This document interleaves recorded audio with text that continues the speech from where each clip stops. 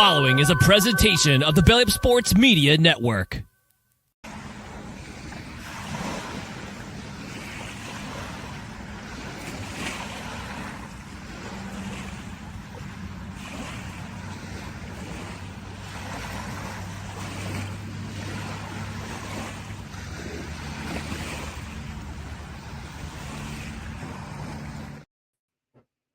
Let's pray to God that I do not fall asleep during this show. That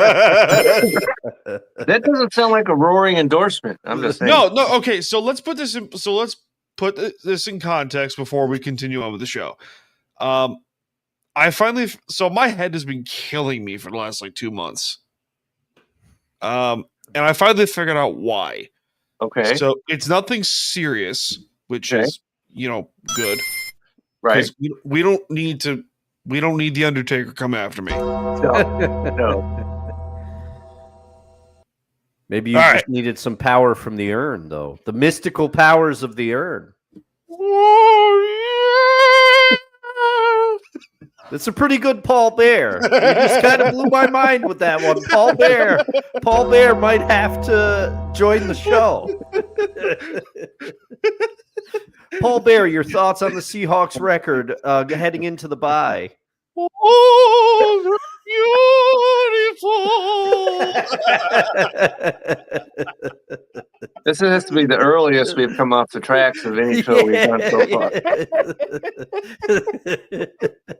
You're no son of mine! Oh, man. Wasn't expecting that quote.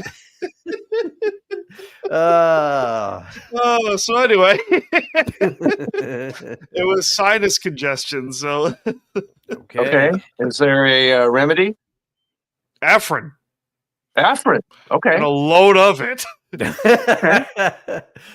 Extremely powerful nasal spray. Yeah, not to confuse yourself with smelling salt or Okay.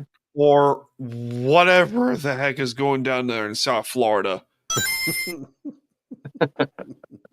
Anyway, we need a whole show to investigate that. So. Yeah. Welcome, ladies and gentlemen, to the Department of BS from the beaches of lovely Long Island, New York. My name is Dan Cruz. This is Seahawks Sessions, part of Time to BS and Belly Up Sports and Belly Up Media. Joining me, as per usual, all the way on the opposite side of the room, from the capital region of Albany, New York, from No Credentials Required, Dustin. Hey. Sorry, I'm still trying to figure out my lighting situation, and I kind of vaguely went Krusty the Clown there. I don't know what happened. Speaking of, where did I put it? What the hell is that? I love how you just cut your microphone out for 2 seconds. Breathe. Breathe, Dustin. No. He's coming for me. I need the urn. You know who should get the druids also, just the druid. Oh, yeah. Midian come out. Yeah. Man. Who is the Grand Master? It's me, Austin. It was me all along, Austin. I was just about to say, you need that clip. We got to tie that into the show somehow. I can't. I tried playing wrestling clips. It got demonetized. Oh, yeah. Oh, we don't want that. No. The WWE will come after you. They are litigious, I guess. This is true. Anyway, they're coming after remember they were coming after the panda bear and they lost that fight. Yeah, they did. And I told a brief story on No Credentials Required that I did buy a shirt that said the WWF on it, and it just had a panda going to hit another panda with a steel chair. That's great. It was a great shirt. That is awesome. Until I stained it with wing sauce and I couldn't get it out. Oh, that's right. Oh, no. That's right. You did tell the story. Yeah. I should get a new one. Maybe after the show, I'll get a new one with maximum speed. Yeah. And have a Tide stick nearby. Yes, anyway, yes. Speaking of wings and speaking of food, it's Kevin Wilson from Belly Up Fantasy Live and wherever you get your articles at bellyupsports.com. Which there's one out today, by the way. There you go. Zing. Sing. So I'm here to sing and I don't know, zag or just what, but Wait, what? happy to be here as always. Yeah. People might be saying, well, hey, aren't the Seahawks on the bye? Well, they are, but we have that's a lot right. to talk But about anyway. that does not include us. Yeah. So, Yeah. The BS train to nowhere stops that's for right. no reason at all. Here we go. Now we know There we're we live. go. Just Tom Hanks comes out of nowhere with punch tickets. It's You're almost neat. that time of year. It This is. is true. This is true. Mhm. Hold on, speaking to the devil. All aboard! Anyway. Anyway. You can follow the show wherever you get your podcasts on Apple Podcasts, Spotify, Good Pods, Amazon Music, iHeartRadio, and on Belly Up and Friends.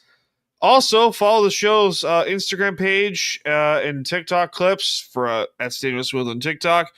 Time to be his podcast on Twitter, Instagram, and Threads, and follow these two knuckleheads over there because you know they tweet stuff every now and then, especially Every Kevin. now and then. Especially Kevin. Yep. Kevin's roaming around here. Don't forget to like, follow, share, and subscribe to the show if you're joining on live at 8 p.m. on Fridays. Engage in the comments. Hold on. Oh man, it was gotta- my favorite. Be nice, you. It's like Dustin. You had to Jerry set up Jones. for, you I had have to set up for Paul Bear. Kevin, we're gonna find. We're gonna That's like find a shot of adrenaline right there. Yeah, we're gonna find some voice that you're like uncannily good at, Kevin. and Okay, it's gonna yeah, make its way. we'll be on the search for that. Yeah. Who's the what the heck is it? The grandpa from Up? Oh, I never. Carl? So I haven't watched Up. I got. I have not Oh, you either. haven't watched Up? No, I have not either. So we're lacking. What? I'm the only one? Wow, this is terrible. I got to remedy it, but I don't have Disney Plus currently, and isn't that where you get all the Pixar movies these days now? No, you true. you go to a thrift store and buy a DVD. I could do that. I do have a DVD player. Nobody but buys DVDs anymore. Excuse me? You're talking to a physical media archivist. Do you not see? Oh yeah, that's right. You can't see my If I toolbox. could switch my camera, you'd see there's a whole stack of DVDs right behind me, or in front of me, actually. But Yeah, besides you and I, apparently, yeah. who else does that? Yeah, I have to admit, I have some DVDs. I have a decent collection, but 9 times out of 10, there's 2 factors for me. One, and I will put it at the top, it's laziness. If a movie's not streamed, I'm like, That's fair. I feel like going through my DVDs and trying to find it, and then blah blah blah. But the other thing is, and I have to admit, it's true, because I had to do it for no ticket required. I had to watch a movie on my DVD player that I had on DVD, Blue Chips, and the problem was that my sound system, my wireless sound system, did not work with my DVD player. So so I'm like, I want to watch the movie with the full surround, and I want to do all that. Of course. Yeah. So I either got to get a wired in sound system or figure something else out, because I got to shout out to my friend Derek. He gave me that sound bar and the subwoofer and the speakers. Very generous. The price was great because it was free. And shout out to you, Derek. Thank you. Delightful. Yeah. All right. Oh boy, we will also be taking your comments and questions for those who do join in throughout the show. But yeah, there is unfortunately no game this week, guys. That's terrible.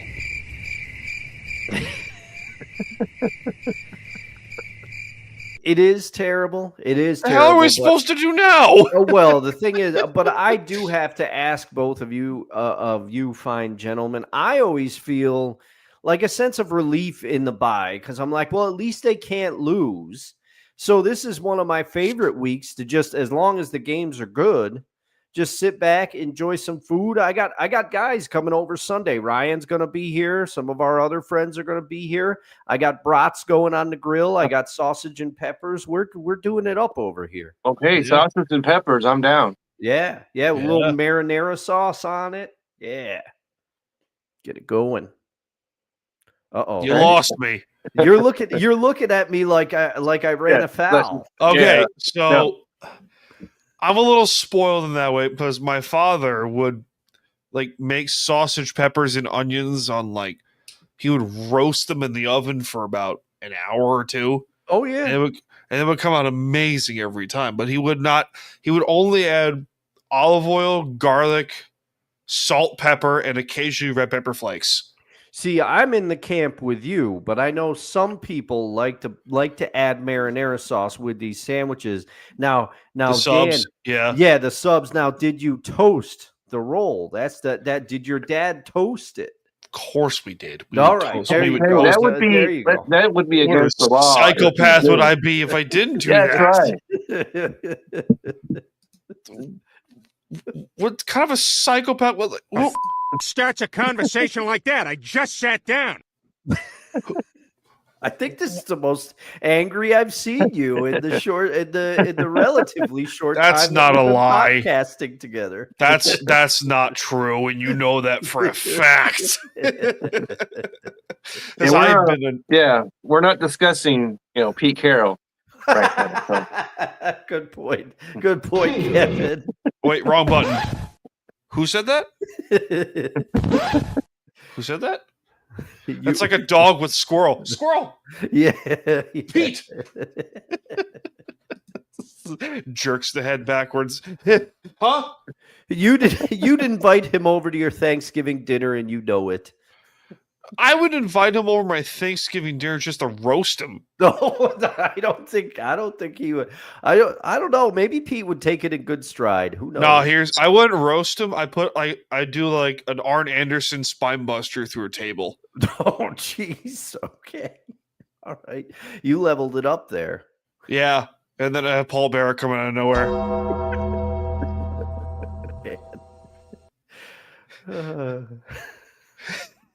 Can't do it. Jerry Jones and Paul Bear. What a combo. Yeah, What a it doesn't combo. get any better than this, that's for sure. Jerry Jones needs the powers of the earth.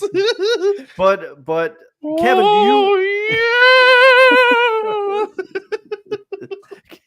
Kevin, do you feel like less stressed out in the bye? Because I take the Seahawks too seriously. Yeah, because I transferred because as you know, I'm a Dodger guy. Yeah. Okay, I make no apologies for that. Okay. So that's enough. And it starts right about now. Yeah. So we got the World Series to watch. That's stressful enough. So we don't need to add on to it with some Seahawks games going on. So Yeah. we got college football games going on tomorrow, and then we got, of course, there's NFL games. Always the NFL. Yeah, And seeing as how in Texas, I'm sure the 49ers and Texas game will be on somewhere along the way. I have a question for Mr. Wilson here in this room. Okay. When is Dabo Sweeney getting fired? Well, Dabo Sweeney, I think's got pretty much a golden ticket to do whatever he wants. That's true. He's got the 2 titles. All he has to do, is he can just say, "Hey, do you have 2 titles right here?" No. And Saban's got what, 12? I don't know what he's got. I don't would think be he's able got to tell 12, us. but yeah. He's got 10, And, I believe. Hold on, let's but Google the key this. to that, though, is he stepped down. Yeah. He was That's not true. asked to leave. Yeah. Well, did he get one with LSU, Saban? He I did. can't remember. Yes. Yeah. Okay. Yes, he did. Yep. Then he went to the Dolphins. We know Then he how went that to the Dolphins and said, "I'm not going to Alabama." And Yeah. 1 week later, he was at Alabama. Yeah, I still don't like Coach Saban for that, because he called for the reporter's job and he acted like the guy was like lying and all this stuff. Okay. And then like 2 weeks later, he was there. Okay. Nick Saban won 7 national titles, which is the most in college football history. He won a single title in 2003 with LSU, 6 at Alabama in 2009, 11, 12, 15, 17, and 20. His coaching career has a career record of 292, 71, and 1, which 200 of those wins are against terrible schools. Yeah. See, that's my problem with college football. That's my biggest problem with college football because like That's they right. say all these things of like Nick Saban's such a great coach. Like, why? Why? Because he won 7 national titles. Okay, look at his regular season schedule. Every year in Alabama. Every year. And then people have the nerve to say, oh, Alabama doesn't buy players. Sure. Sure. No. The only reason Nick Saban left college football and retired That's right. is because of everybody else NIL. could buy him. It's because of NIL. It's the Exactly. only reason he retired. He even said it. Yeah. Yeah. At least he was honest about that. I'll give him. And that. I have to say that because he's on College Game Day and He's funny too. he is, and so I enjoy him much more on the sideline or on TV than I did when he was on the sideline. But like you see my point though, right? Is like Nick Saban is sure if he was such a great coach, go back to the NFL. Go back to the He was NFL. an abject disaster. Yeah. As a Well, pro also because he coach. decided to choose Dante Culpepper over Drew Brees. Yeah, Yeah. that's a little you know, your whole career goes straight into the blender if you come up with that decision. I will say, I never thought I'd find myself in a position where I defend Nick Saban's decision on that a little bit. But Come again? Drew Brees' shoulder, there's people that thought Drew Brees would never play again. That's why and the Chargers at that time, they were worried. They didn't think he'd be able to come back from a shoulder injury like that. Now everybody was wrong, but that's why the Chargers let him go. Hold on. Let me just say, given the Chargers' sordid history, Yeah. right? Yeah. We take nothing that comes out of that camp seriously. Phillip And part Rivers. of it was A.J. Smith wanted Phillip Rivers to start. That was another part of it. He wanted Phillip Rivers. Phillip Rivers was his guy, and he wanted him to start. They did trade a lot to go get Phillip Rivers, technically speaking. Yeah. They had the first overall pick. They took Eli Manning. Eli shipped his way to New York. Yep. Because of Archie. Let's be honest here. Archie didn't want to go to San Diego. Yeah. Which, I lived there for many years. I don't understand this. San Diego is a great place. Yeah. Let me say that right up it's got the best weather in the country. Yeah. And it's beautiful. And if you're an NFL coach or player or, baseball player, you don't care what it costs to live in San Diego. Beautiful. Let's be honest about this. It's beautiful. So it's one of the 10 biggest cities in the country. It's not like you're moving to, Ruston, Alabama or Louisiana or somewhere like that. Tuscaloosa. Right. Tuscaloosa, for example. Sorry. Mm-hmm. It's true. Yeah. There's nothing out there in Alabama. Yeah. SEC fans are going to come after you, man. I don't care. I don't care. I know. Well, you can say that about any college town because we, 100 miles south of here is Waco. Oh, yeah. That's where Baylor is. There's nothing going on over there. Well, we know what Waco is most known for, so. That's true. Whoa. Hold up there, Dustin. No, I wasn't going to go any further. No, I wasn't going to go any further, but it's the truth. That's how most people outside of Texas know. That's what they know it for. It's unfortunate. Right. I have a question. Yeah. What sounds better? You know what? We're just going to screw it. There's a special announcement at the end of the show, but might as well just get it through right out of the gate. Because as I have this on my brain, I might as well talk about it. Okay, all right. What sounds better? The Isles Bar or Isle of BS? That's a tough one. I would say with your overall brand, I like the name Isles Bar but Yeah. Isles of BS just fits. It It fits, fits your brand, I would say. That's Yeah. that's what I originally thought, because I thought of the Isles bar originally. You know what? Screw it. Let's do this out of the gate because we can get to the bye week in a matter of moments. Yeah. A special announcement. I retype. I can't. Real-time production meetings. That's right. You don't get This is that what anywhere happens. else. This Oh, is what man. happens when the host of this show also happens to be the producer. Yeah. Anyway. Uh-oh. That's bringing it right there. Uh-oh. It's the wife that doesn't exist. Sorry. That was mean. I'm sorry, Dustin. It's quite all right. I just had to mute it because yes, I mean. still have a house phone. I still have a house phone. Dustin has a landline. I do. Ryan wanted to make it into the no credentials required line. I'm like, I'm not giving out my home number on the internet. He's like, you could just No. He's like, No. He's like, come on, we could have people call and leave messages for the podcast. I'm like, okay. absolutely not. Okay. No, Do you know no. that Google phone exists? You can make a Google phone number. I could, yeah. You could make a Google phone number and the Department of BS phone line would be a thing. The problem is no one would be able to find it. Yeah. So there We'd you have to go. give it out on the show. I actually had a text line, believe it or not. Oh, okay. All It right. didn't work.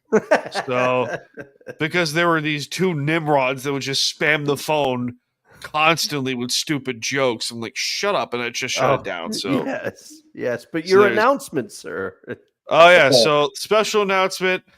I've been wanting to do this for a while because for those who haven't figured it out by now, this is a Seahawk podcast because I'm a Seahawk fan and I brought these two knuckleheads along for the ride. And it's been great. Okay, stop it, you. I saw you shaking your head, Kevin. It's been no, that was a Oh, I thought it was a shaking your head like, yeah, no, sure. it wasn't like that. It was like this.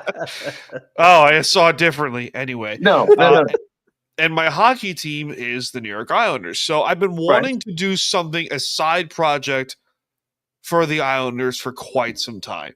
So, special announcement, a new side project, a new side show coming around for the hockey season, and is whatever the heck I feel like it during the offseason. Isle of BS, a New York Islanders themed podcast for Time to BS and Belly Up Sports.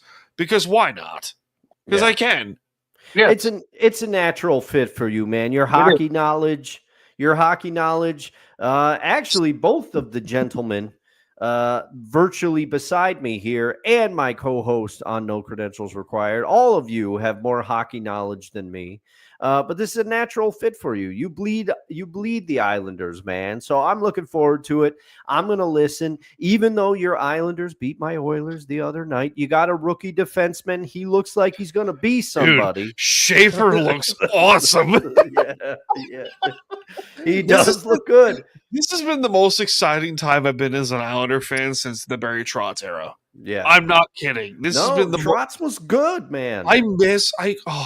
So we're gonna dig deep in my Islander fandom because I know we have a Seahawks show to get to because we will get to it, people. I promise. But so my father and I would go to Islander home games every now and then at the old Nassau Veterans Memorial Coliseum over on Uniondale, Long Island, New York. And occasionally we would get an awesome game, like a really good game. But my favorite Islander game that I've ever been to this day, was when John Tavares, former captain of the Islanders, came back to Long Island for the first time as a member of the Maple Leafs. That was the loudest I've ever heard Nassau Coliseum. Oh, they probably booed him heartily, I'd imagine. It was beautiful. It was every time this man touched the puck, he got a parade of boos. It was beautiful. And Toronto scored first, courtesy of Zach Hyman. And then the Islanders proceed to score the next 6 in a row. Oh man, that's a thrashing right there. And that understandably so, because that was not an offensive team in the Islanders. That was a defensive based roster. That defense was unbelievable. throughout the entire year, and probably they should have won a cup during the 4 years that Trotz was there. I'm disappointed that they didn't, but you know what? At the end of the day, I like to play the little game of perspective and go, okay, they're back on the map for the first time in what feels like 3 decades, which is nice. Right. They're not the Rangers, so you got that. Good God, the Rangers are terrible. They're so bad this year so far. They They're lost bad. to the Sharks yesterday, and it was the Sharks' first victory. And I don't know if you saw the fight that was going on Yeah, there, big. and the Rangers guy, Matt Rempe, yeah. it didn't work. Yeah, because Ryan Reeves is a mammoth. That man is a human mammoth. He will just beat anything up. He doesn't care. He doesn't care. So I loved him. I loved him when he was in Pittsburgh. He was awesome. But at the same point, I like to play this perspective game as an Islander fan and go, you know what? Let's see how they do. Because I don't have how I am as a fan of both of the Islanders and the Seahawks is I don't have too high of expectations for both teams. I just like to keep it reasonable and say, all right, let's see how they do. We'll make predictions. Yeah. Oh, we will. We all do. We all make predictions here on these programs. Yeah. Because we have to. Some be honest here. predictions, work out, and some lead to sorrow. So, Oh yeah. There is a certain individual that said that the Seahawks would finish 5-12. I will not name names, but I know who you are. that's right. And you know who you all are out there. Jack. All of you. Yeah, Some there was of a lot them of people. within our own corporation, Yeah. Mhm. right? And so Garbage. if you remember way before the season began, I said, hey, the Seahawks are plus 550. Bet it. Bet it. Yep. And so, it's looking pretty solid at this point, even though they're all tied at 5-2. Anyway, Yeah. so we have a show to get to. And as per usual, this show isn't free, so we all know the deal, ladies and gentlemen. It's time to play some ads. Be right back. This show ain't free, so time for some ads. Hey guys, this is Hector from the Insert Name FC podcast here to tell you guys about Canada-Dips. It is a great tasting, superior alternative to traditional dip using CBD in a way that is radical, enjoyable, and effective. It comes in 5 core flavors: wintergreen, mint, citrus, mango, and American spice. Canada-Dip CBD is the new evolution in dip, allowing guys to enjoy great, long-lasting taste without the downsides. If you guys want to go ahead and try them out, use the code BELLYUP20 at CanadipCBD.com. Once again, BELLYUP20 at CanadipCBD.com, and you'll get yourself 20% off your purchase. Thank you again for Canadips for being a great partner of Belly Up Sports. That's right, peeps. Use the promo code BELLYUP20 for 20% off your order at Canadips.com. Thanks to our friends at Canadips for sponsoring this podcast and Belly Up Sports Media. So, yeah, we all know the deal, ladies and gentlemen. It's a bye week. Boo. Boo the schedule. No game this week. Boo. You're At least lame. At least it's at week 8, not week 5. Yeah, that's good news. We like to see that. Or week 14. Oh yeah, no, I don't like those. You don't want the bye like really early in the season. You don't want it late either. Remember that one year where there was like a ton of teams that had their bye in week 4. I was about to say it was like week 4 or 5. It was terrible. Well, it's pretty terrible bad. this week alone because there are 6 teams on bye this week. Yeah, fantasy's rough out there. Yeah, it's rough. It's a rough gig. It's really bad this year. But there's somebody that slotted the Chargers defense in on one of his teams, and it worked out okay. Oh, geez, the Chargers. I love them sometimes. You really have to love them sometimes. Well, but yeah, I enjoyed the Chargers when they were in San Diego. Yeah, they're better in San Diego. They're better for the league in San Diego. Yeah, now that they're in LA, just looks weird. It does look weird, and I've been to San Diego Charger game. They're great, right? And as a matter of fact, me and 2 others went and saw the Seahawks play the Chargers, wearing our Seahawks gear. Yep. Yeah. Okay.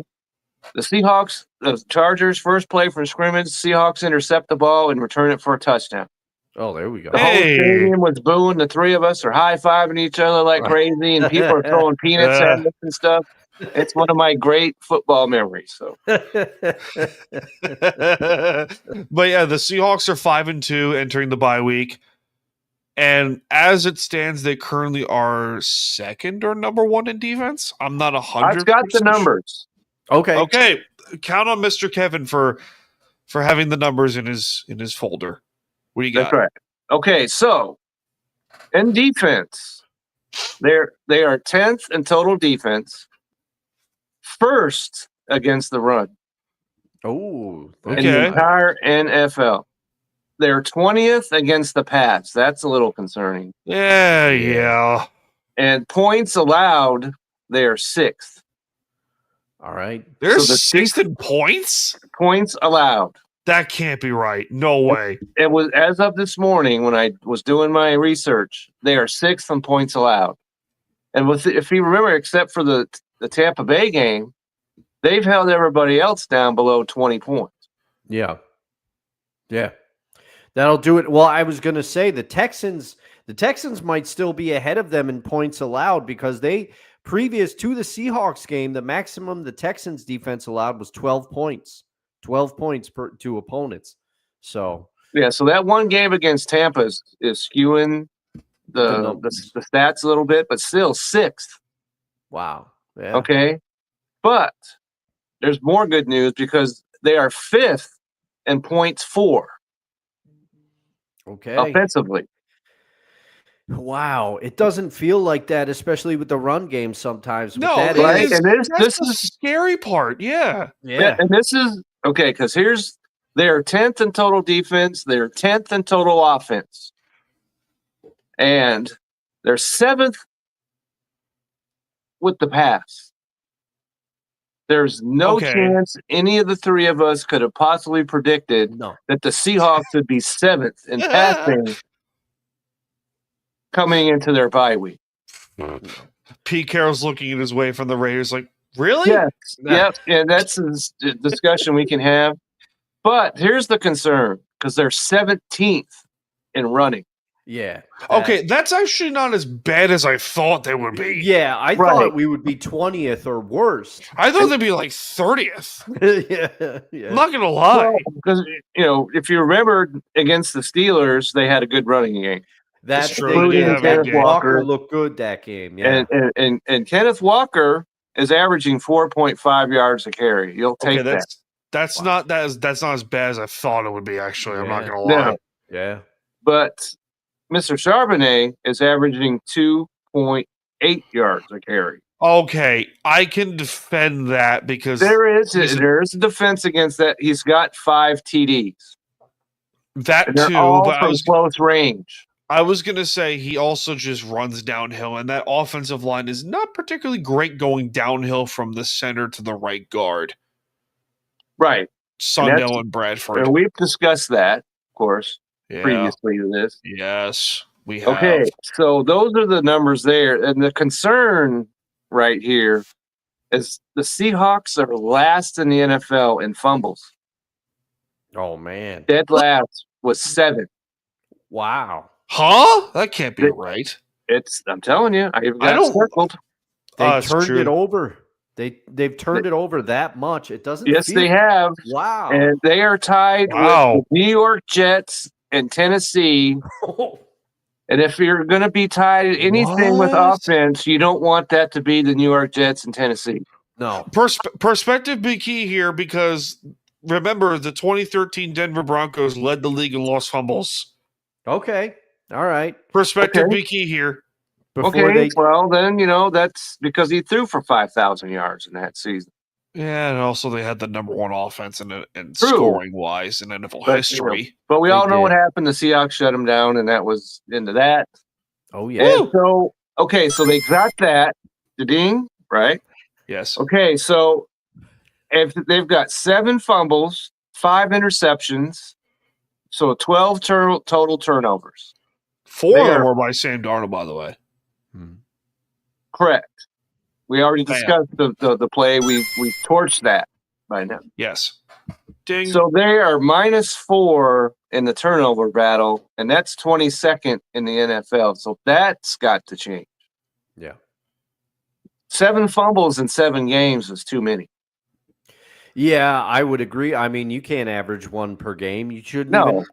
even. But I want to get Dan's thoughts on this and yours, Kevin, because I'll lead off. I'll say that I am thrilled with the state of the Seahawks heading into the bye. 5-2. Absolutely. I did not think. Now, some of those numbers are surprising to me. Yeah. But I will be the first to admit I was very, very, very worried about Sam Darnold being the quarterback heading into the season. But it has worked out beautifully so far, some of those numbers notwithstanding. And the only problem is that 2 other teams in the division have the same record that the Seahawks do. That's the only in some other divisions they would be leading by a couple games. Okay, but let's also defend the Seahawks for 2 seconds here. No, we will. The Rams are interesting because Los Angeles, they can't sustain that forever, and neither can the 49ers. No. The 49ers are we were talking before the show, and we all made we made a perfect analogy. The 49ers are Uncle Buck's car. It could go at any moment. Literally, yeah. So their whole season is dependent upon CMC being healthy the whole time. And they just lost Fred Warner not that long ago, too, for the year. Yes, Fred Warner is out. That is They lost him and Bosa. Yeah. Yeah, their 2 best defensive players are done. And the all-world tight end returned this past week. You know how many catches he had? Goose egg. He blocked. There would be 0. Mm-hmm. He had a goose egg. Yeah. He did. And yet, they're 5-2. Yeah. They're still So winning. you have to hope that this miracle evaporates quickly for the 49ers, because if they keep winning, once they get everybody back, this is going to be an issue. That's going to be tough. And hey, I don't always like to do it, but you got to give credit to Christian McCaffrey. You do. Absolutely.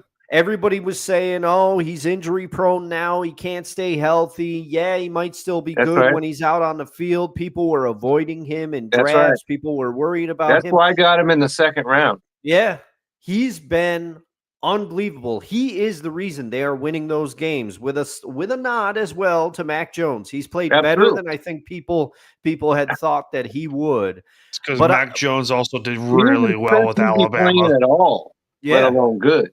Yeah. No, Dan, I want to get your thoughts on where because you were the most bullish on the Seahawks offseason. I will give you that. You were very optimistic heading into the season. So is this what you expected, or have you been surprised as well?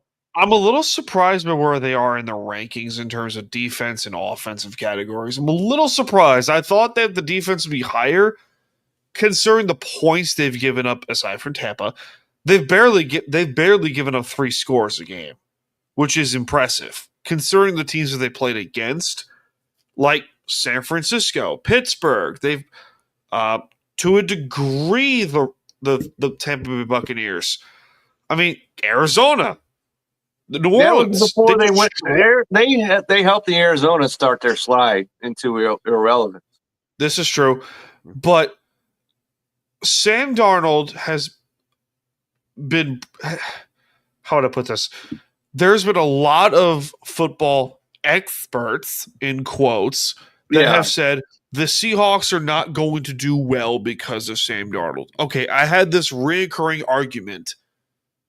You do not judge a team or a season based off of one player. You don't. And in football, it's a little easier if it's the quarterback, but I see the point. Tom Brady kind of destroyed that argument, but you get what I'm saying. But Sam Darnold, you're winning with Sam Darnold. You're not winning because of Sam. You're not winning in spite of him either. Yeah. You're winning with this defense, not because of this And I've defense. got his numbers if you're interested in that. Go for it. Okay, so he's completing 68.2% of his passes. You'll take that. Which is great, yeah. He's averaging 9.1 average per attempt. Which You'll is take that. phenomenal. He has 12 touchdowns. You'll take Awesome. that. 4 interceptions. And considering that the ex-Seahawk quarterback has 9 in 5 games, you'll take that. Yup. And he's been sacked 9 times. There's some concern there. Because that's over 1 sack per game. There's some guys have been sacked 7 times in one game. Yeah. But I guess 9 times is, you'll take it.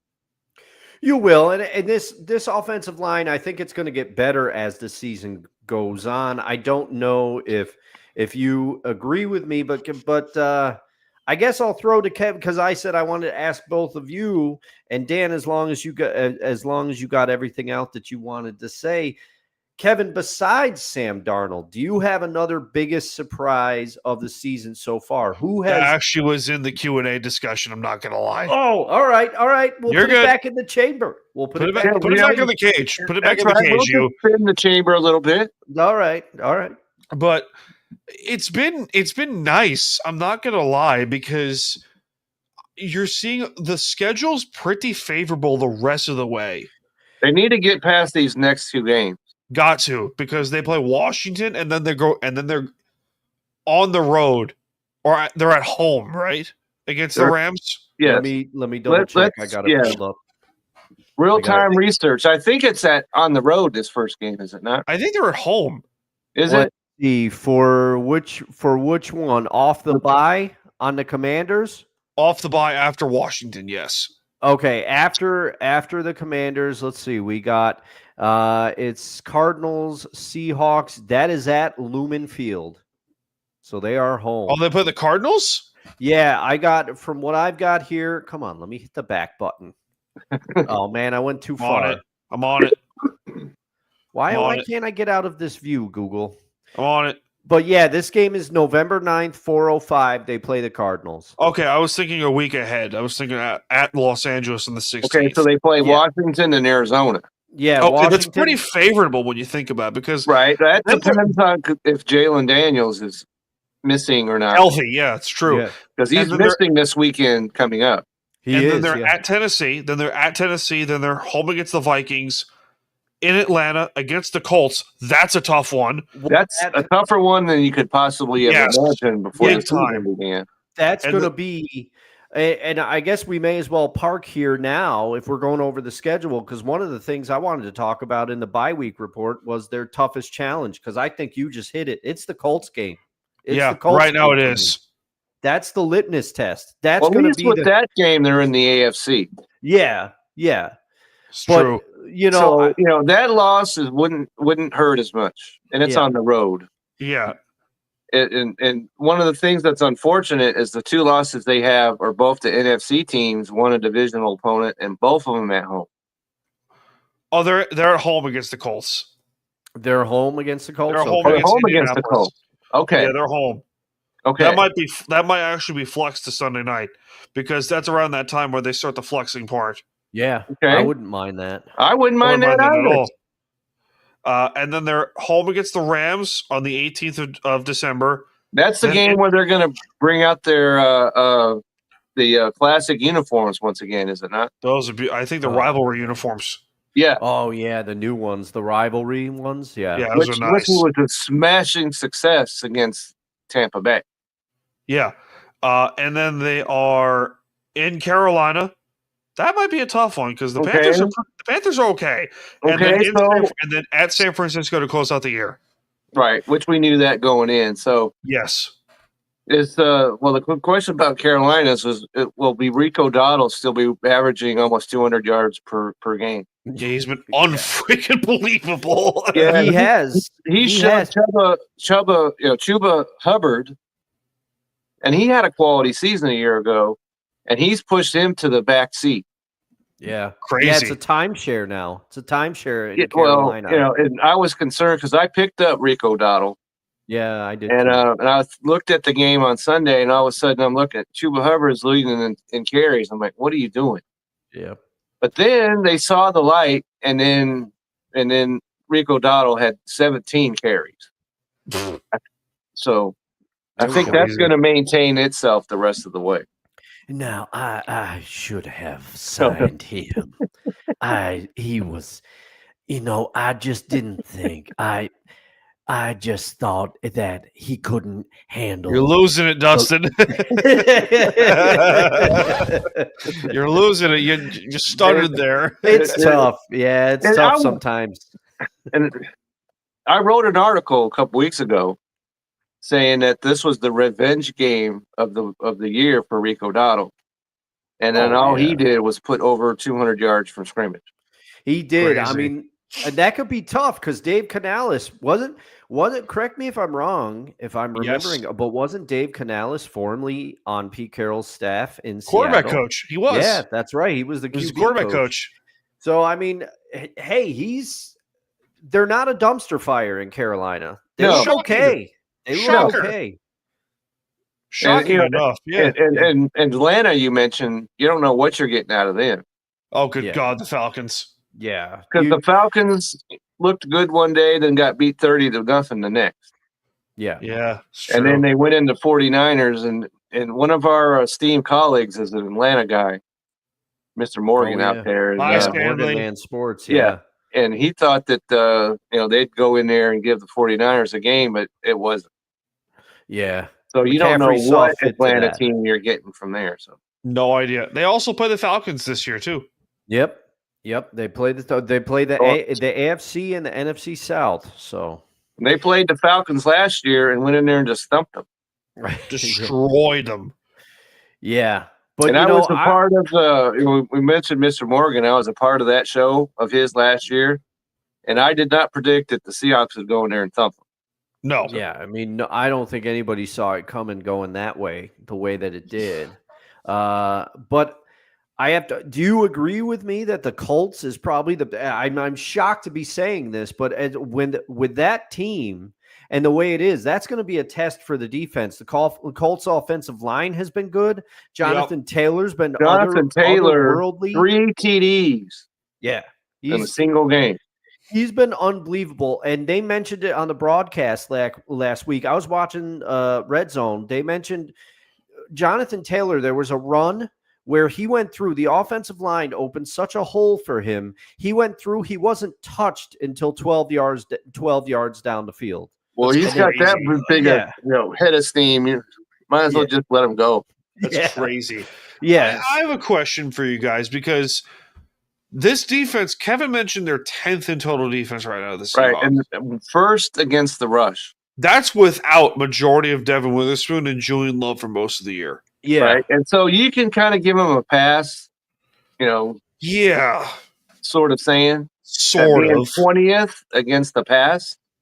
Yeah, because they haven't had. Reek also had a bad year. Reek is having an okay year. He's bounced back a little bit, as you mentioned, Dan, but he started the year rough. Yeah, it was awful. Yeah. And Witherspoon's been out. Love has been out. Yep. And they've adjusted, as we've discussed. Yeah. Because they were, last in the NFL in blitzing at one point. Yeah, they're blitzing. But then they switched that around where they're actually doing that, and that was the blitz on one of the key plays of that game against Houston. The outside corner blitz, the psycho blitz, I love to call it. That's right. Where do they rank in the number of sacks that they've? Yeah, I was about to ask that question too. They're like, they're up there. They gotta be. Yeah. So they've allowed 9 sacks.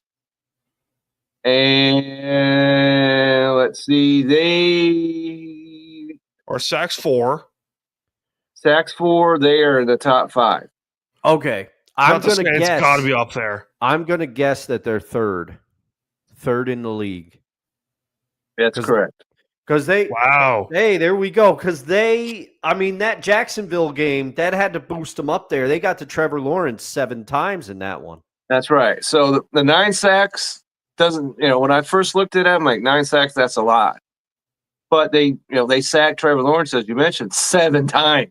Yeah. Yeah. Game. And also ask Ryan, he'll tell you the Denver Broncos sacked Justin Fields 9 times. That's right. Denver's been shockingly good defensively. Yeah. They're very good. And so that sets up a very interesting game. You talk about interesting games. How about Dallas at Denver? Yeah. That'll be fun. That'll be really fun. Be very fun indeed. So we have to get to commercial break real quick, but before we do that, Dustin, do you have a tune for us? Oh, I do. I do. Okay. Hear the music. All right. So I always struggle. Because there's a lot of things I want to pick, and I don't want to like keep going after one genre, but sometimes I got to tell myself, don't overthink the room. What have you been listening to a lot? What have you been thinking about a lot? And if you take an extra glimpse into my personal life, which I give away too freely on this show and all the other shows that I'm on, I've been wanting to pick up the guitar more lately because I have many guitars to the left of me, and you can't see them, but I don't play them enough. And so I've been listening to Elliott Smith. I don't know if either of you are familiar with Elliott Smith. He used to be in a band called Heat Miser. That's one of the best names out there. But he went solo, and Elliott writes depressing music. I'm not going to sugarcoat it. You're not going to listen to Elliott when you're like, you got to listen to Elliott when it's overcast and, it's raining out and you kind of are in a certain mood. But he plays a lot of songs on the acoustic guitar, and that's how I like to write music, is on the acoustic guitar. There's something personal that lends it. And one of my favorite Elliott Smith songs is Going Into the Jukebox. It's called The Ballad of Big Nothing, and it's on the album Either Or. Now, Elliott, like I said, he writes depressing music because he lived it. Elliott is no longer with us. He passed away in 2004, I think. I'm a little rusty, but spin his music, give him a try, see what you think, and tweet at me at eldusto67. Let me know what you think of this week's Jukebox selection. There it is, gentlemen. There you go. Hey. There we go. So you're saying, Dustin, that he's this generation's all out of love? Oh, kind of stuff. Well, yeah, I don't know if I can. I just don't know how to describe Elliott. I mean, if you listen, you're going to hear some Beatles in there, especially with some of his harmonies and the things that he does. But I just like the way that he structures his melodies and the chord voicing. It's like I said, it's a mood, man. It's a mood. This is not party music. So give it a try. Ballad of Big Nothing. Let me know what you think. Because when you mentioned that, I immediately thought of Air Supply. Oh yeah. It's not quite on that level. Okay, it's different. Yeah, because Air Supply could put you in a depressing coma that you may not come out of. yeah. But Elliott does that in his own way. But Okay. I've always got a soft spot for music that is. I like the sad songs, Kevin. I like the sad songs. I'll get some more peppy stuff in the jukebox in the coming weeks. Okay, well, there's a place for that. Mm-hmm. There is. Elton John sang about that. Oh yeah, there you go. Of course. Oh, with that being said, we do need to go to commercial break real quick. So that being said, Ryan, take it away. This show ain't free, so time for some ads. Hey everyone, it's Ryan from No Credentials Required to talk to you about one of our newest partners at Belly Up Sports, SeatGeek. Yeah, live sports is great on television, but the feeling of being at the arena is a priceless experience. That's why our friends at SeatGeek are there to help you find the best tickets at the best prices. Not only can you get tickets to sporting events, but you can also get tickets to concerts, comedy shows, musicals, and more. Search for your desired event now at SeatGeek.com, enter promo code BellyUpSports at checkout, and you save $20 off your first purchase. SeatGeek. Life's an event. We have the tickets. I wasn't paying attention. My bad. Use the promo code BellyUpSports in all caps to get $20 off your first purchase at SeatGeek.com or the SeatGeek app. Thanks to our friends over at SeatGeek for sponsoring this podcast and Belly Up Sports and Belly Up Media. So we have a new segment we're doing here on the Time to BS program of shows called Time to Q&A, which is questions, debates, and comments. We will run through six questions here today. So This will take up probably most of the show because why the heck not? All right, so the first question of time to Q&A, where is the biggest weakness for the Seattle Seahawks? Kevin, you start. Okay, so it doesn't look like a weakness, but I think the offensive line has still have issues there. Bradford, issue. Center, issue. And so if they can get that going on, then I think we're going to be okay. And maybe the rush doesn't average 17th when we get down to the end of this. So I'm happy from what we've seen from the offensive line, but I think they can do better. Dustin? I'm going to piggyback off of Kevin because I don't think it could be any other. I would have a hard time coming up with another answer other than the run based off of the couple of factors. They looked unbeatable in the preseason, and you can come at me all you want and say it was preseason, blah, blah, blah, blah, blah. But it looked unbelievable in the preseason, and also the entire reason that Kubiak was brought in at OC. Mike McDonald was very plain about it. He said he wanted to emphasize the run a lot more. He felt like last year's offense was too out of balance, I think were the words that he used. And the running game has not been it so far this season. We thought it would be a strength for the Seahawks heading into this season, and I have been extremely underwhelmed with how the run has looked, especially frustrating for me when it is obvious to me I have an untrained football eye, and maybe I have a soft spot for Kenneth Walker, but he's still only 25, and he is a player that when I look at him, his talent is obvious. Yep. So I don't know what is going on here. It's the run game for me. Agreed. Number 2, who runs the NFC West as of today? I can't spell, apparently. It's all right. We got the vibe. If you're watching on YouTube, as of nice. Today. There we go. Be nice. As of today. Who runs the NFC West as of today, Dustin?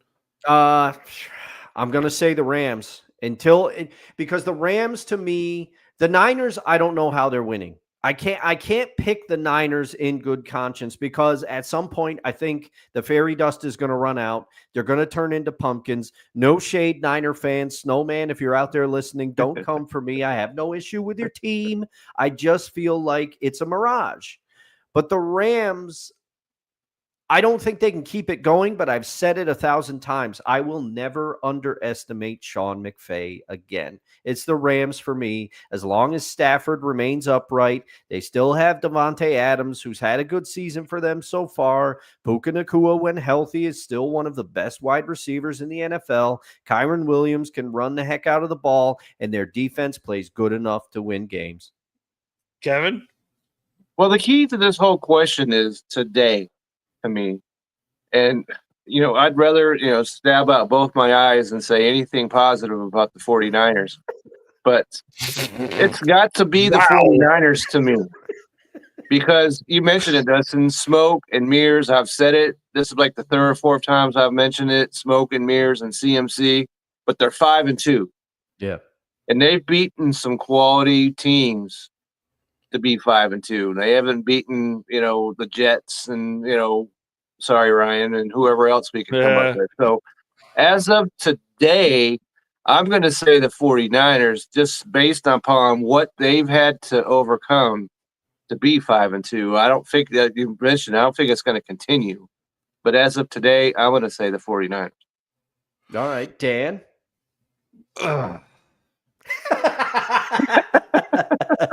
I don't know because say the Cardinals, make it entertaining. I was going to say the Cardinals. I still think it's the Rams, and I don't trust them defensively a whole lot. Offensively, they scare me. Yeah, and about a month from now, we're going to really see how this team matches up with the Rams.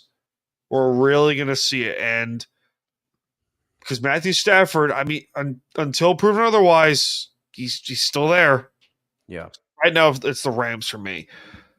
Who has been the biggest surprise player for the Seahawks this year? I got one. Okay, go first. Drake Thomas. Okay. Their weak side linebacker. He's been good. Like, shockingly good. Like, because Tyrese Knight, who has been great last year, has been unnoticeable. You can't find him. Drake Thomas has been starting the whole year. Yeah. So I'm pleased to see how Drake Thomas has been playing. I mean, Byron Murphy's too easy because we all knew this was coming. Darian Kendrick's been nice. He has. But yeah. Drake Thomas has been really shockingly good to see from a linebacker spot that has been weak for the entire year. He's been good. I'll agree with you there. I'll agree Kevin? with you. Okay, I'm going to mention a guy, and I get this guy's name wrong, and I shouldn't because I'm a Seahawk guy and everything. But my surprise guy is Ochiwa Nwosu. Oh, Uchenna Nwosu? Uchenna Nwosu, yes. Okay, because you know how many sacks he has? How many? 5. Ooh, he's got 5. I didn't Ooh. realize he had that many. He leads Yup. the team. Byron Murphy has 4.5. But this guy has 5 sacks. And there's other players that I think that are more valuable than him on that defensive team. But this guy, as a linebacker, has really surprised me. And he's one of the reasons why you can blitz or not. Yeah. He's going to get to the quarterback. So I have been extraordinarily pleased about what I've seen out of him this year. All right, that's a good pick. Dustin? I'm gonna go kind of weird, okay? Because I got 2 answers, and one of them is gonna throw you off. But Lawrence, first of all, from Dallas, Yeah. I didn't expect him. I was not happy with this. I can't say that I wasn't happy with the signing, but I thought it was just going to be a veteran leadership signing. And he has contributed. He's been making plays in games. He's brought pressure. I mean, the Seahawks, even when they haven't gotten sacks, they've been able to pressure and force some hurries.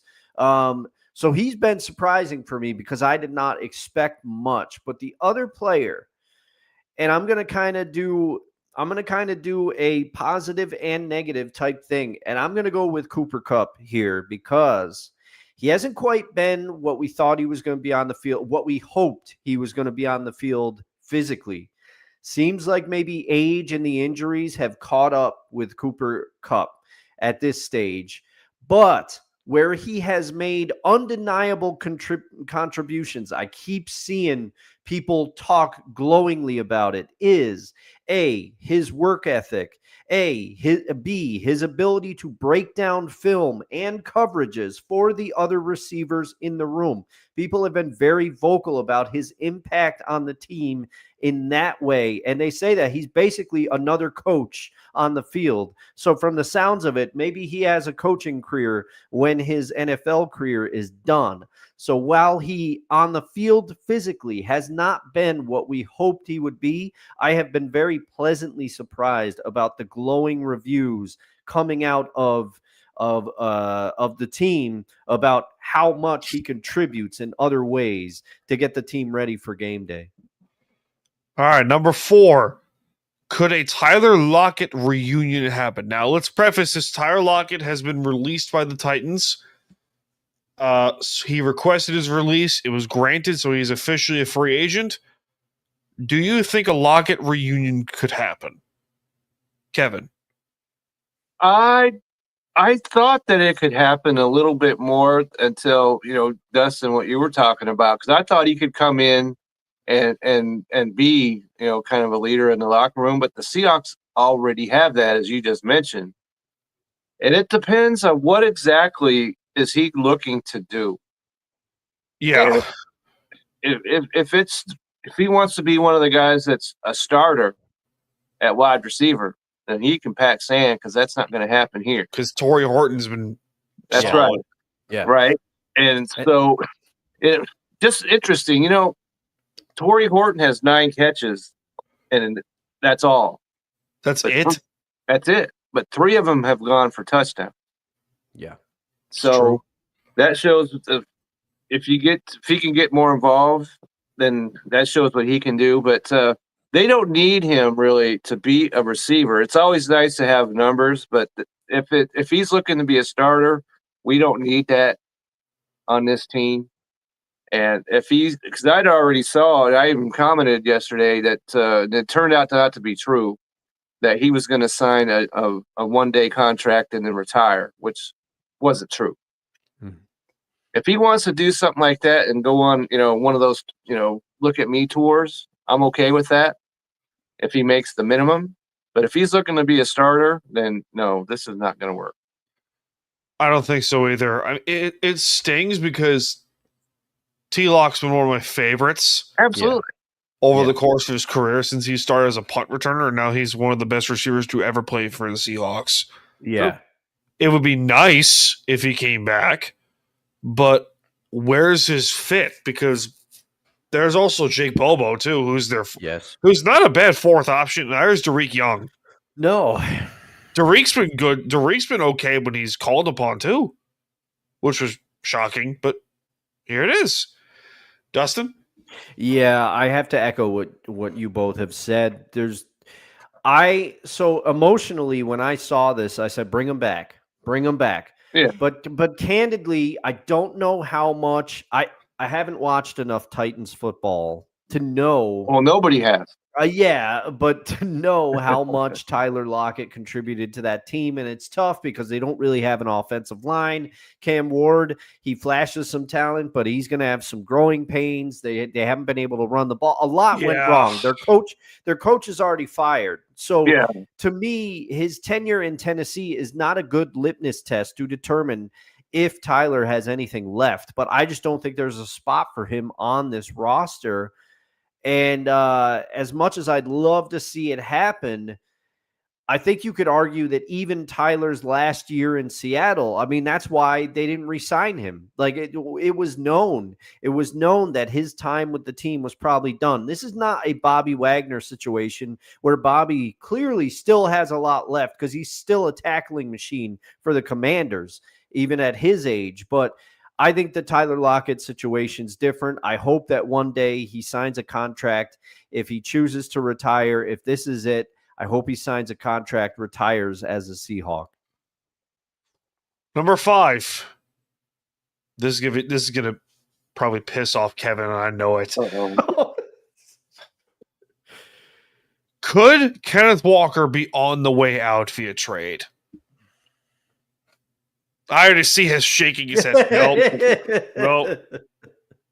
That depends on what are we discussing? Are we talking about before the trade deadline?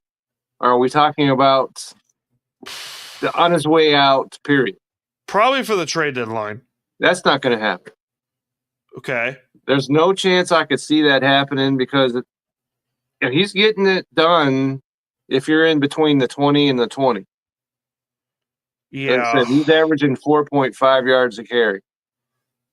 True. And then you turn it over to Charbonnet, and he'll get it in from there. So all they have to do is get a little more from both of these guys. And this, number 17 that I was talking about will improve. And so I don't think that you improve this by running back's your problem. So how is it getting any better by trading a running back?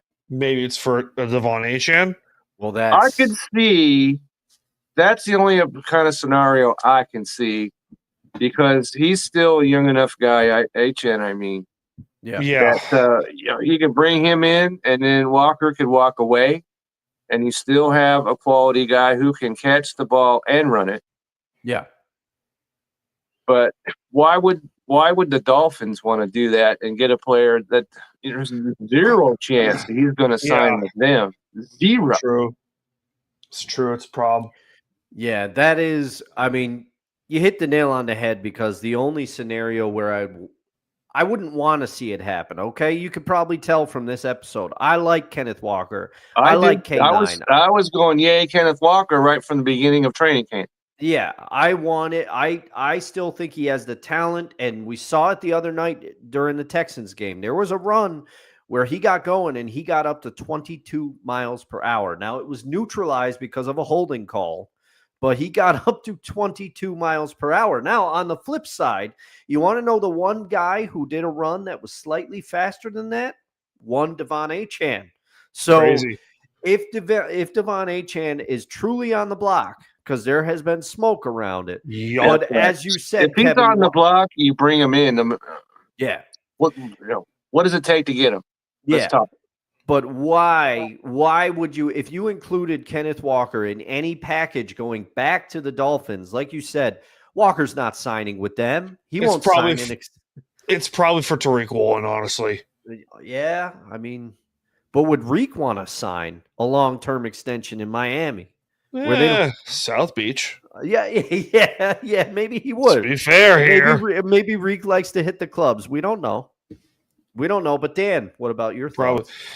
I don't think the only conceivable way he ends up leaving is if it's for a trade this year and it's for a big fish.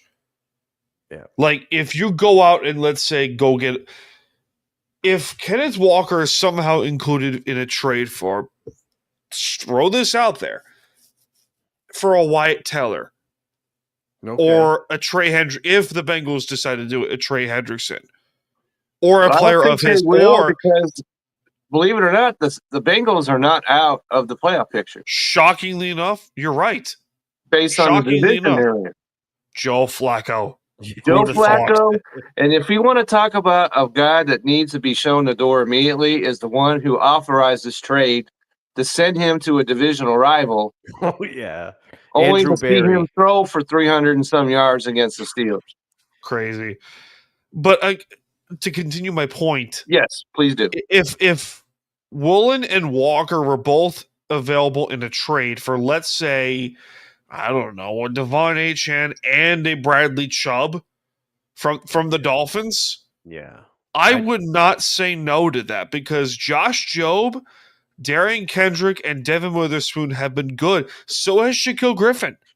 Yeah, he has. You can't. Griffin's been okay. Yeah, but I mean, Josh Jobe had a lot of questions coming into the season, and so far he's silenced them all. He's been good. That's right. He's not the issue. Yeah, he's not the issue in that secondary. Nope. No. The only issue there is health. Yeah, that too. All right, we have the last one before we close up shop. Actually, no, we got BS of the week. That's right, I forgot about that. Oh, yeah, you can't forget about BS of the week. I'm a little rusty today, but that's okay. That's all right. We're bringing it. No worries. All right. Next one. Who should the Seahawks trade targets be? Kevin. Okay, so I know you have it on your list. I know somewhere. you and Dustin discussed this. I think one of the guys that goes to the top of my list would be Chris Olave from the New Orleans Saints. If the Saints trade him. If the Saints trade him, which I could see him doing that. He's answered the questions if he's healthy this year. And that's the key to me right there. Here's the problem with Olave. I think he's going to have a big target in Buffalo. Because the Bills need a receiver badly. They do. Yeah. They badly. And if the Bills want to go, because the Bills are not, they're not as bad as their record says they are. Buffalo's still the two games anyway. Buffalo is still the kings of the AFC East until proven otherwise. Chris Olave would make a lot of sense if he goes to Buffalo because he's immediately the number one receiver in Buffalo. Oh yeah, no question. He's immediately the number one in Buffalo. But I will tell you the one thing. If you're the Saints, okay, Dan, hear me out. Now I'm with you. I don't think the Seahawks are going to be able to do enough to get somebody like Chris Olave. But if you went to the Saints and you said, "Hey, Kenneth Walker's only 25." Alvin Kamara is 30 years old. That's true. And I forgot about him. And he's on. Kamara is at the age in his career where he does not want to sit through a rebuild. Now, if you can get a running back who probably isn't quite as talented as Alvin Kamara, but is still talented, is a weapon. And he's too. 5 years younger. If you're the Saints and you package Reek in as part of the deal, or maybe a pick, that's something to at least start it with. That's true because he's losing carries in New Orleans. Hard Yeah. to believe as that may be, he's losing carries. And who was his offensive coordinator with the Saints for a little bit? Clint Kubiak. Clint Kubiak, that's right. Yes. You know what? I'm with you on this one. Give me Alvin Kamara. Why the heck not? Give me chaos. I'm all for it. Kevin, does the council agree? I do. All right, cool. Alvin Kamara. I think Alvin Kamara and Wyatt Teller, because why the heck not? Because you need an offensive line big time. I think because Bradford's been awful. Yeah, he's been awful. One of the questions was, who's the biggest disappointment? He's at the top of my list. He's at the top of my list. Yeah. Because I thought coming out of preseason, Dustin, as you mentioned, he looked good in the preseason. Yeah. And it has not translated to the regular season.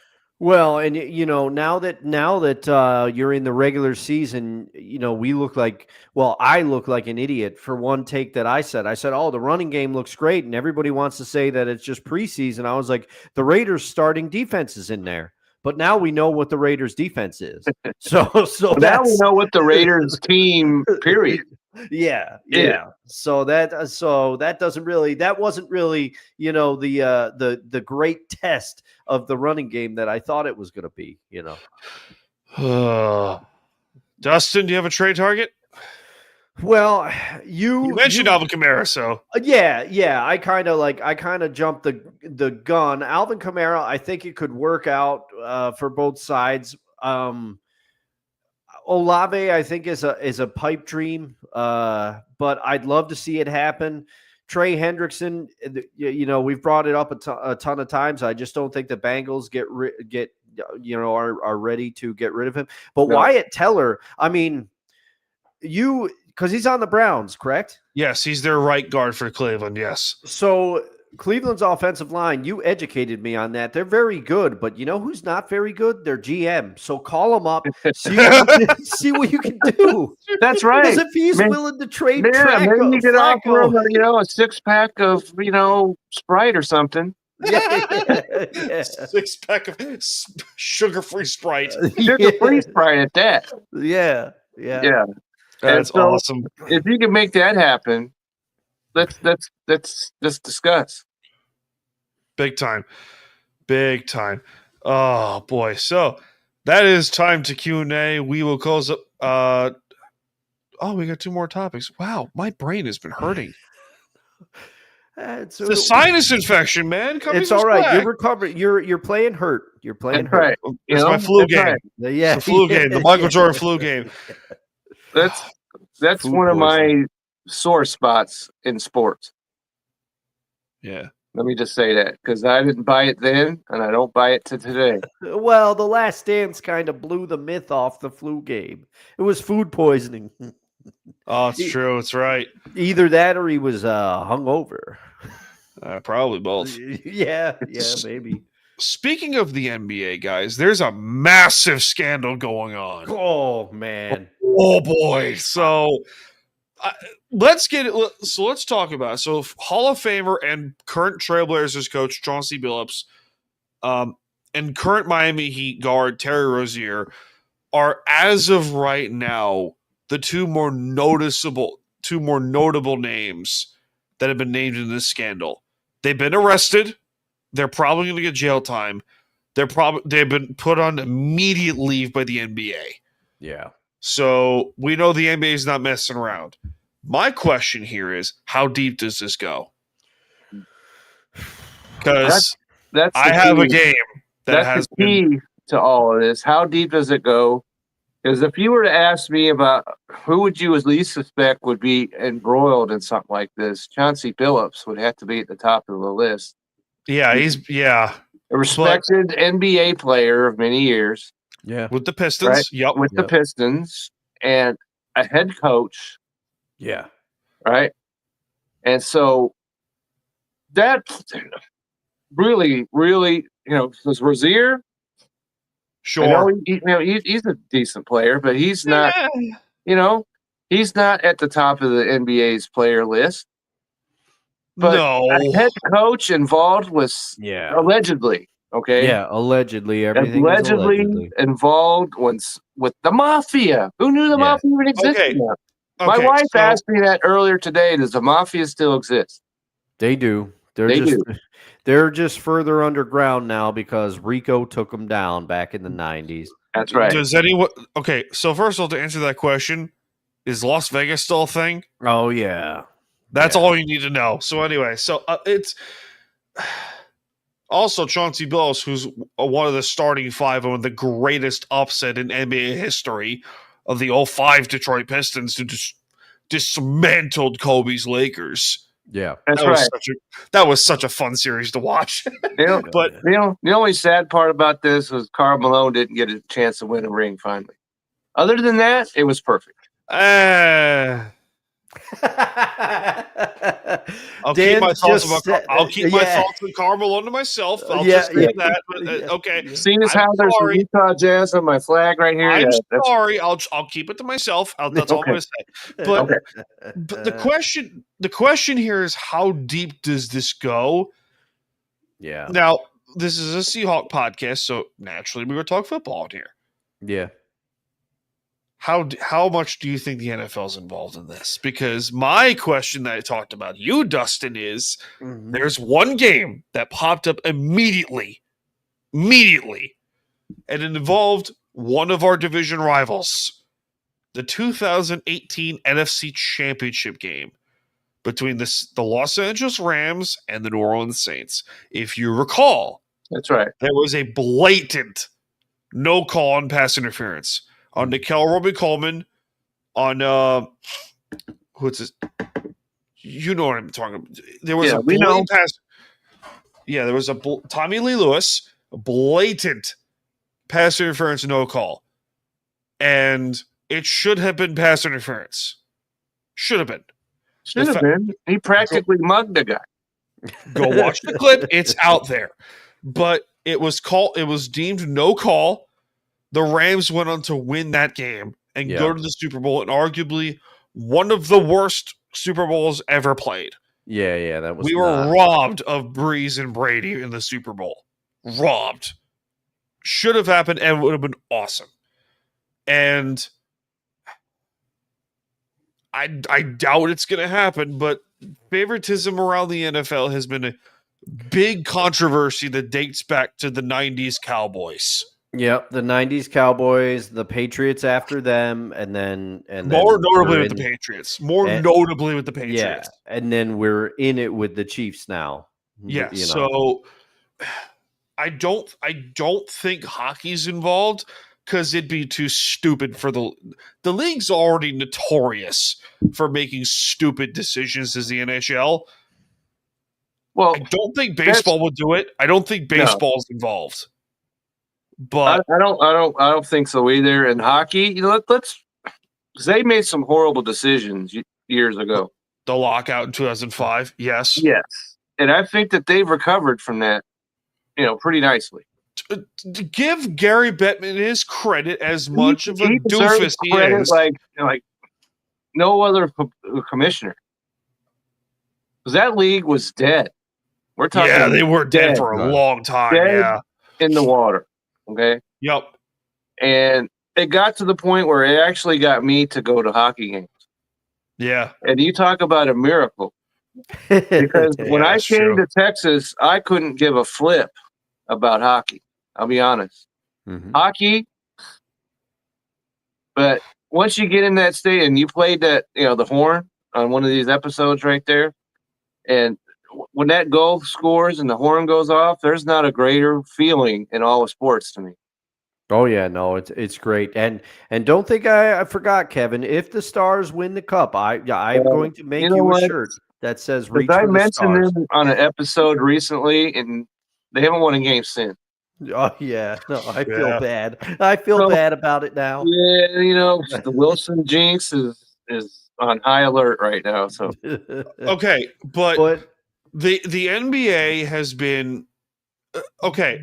Yes, what is involved in this throughout the years?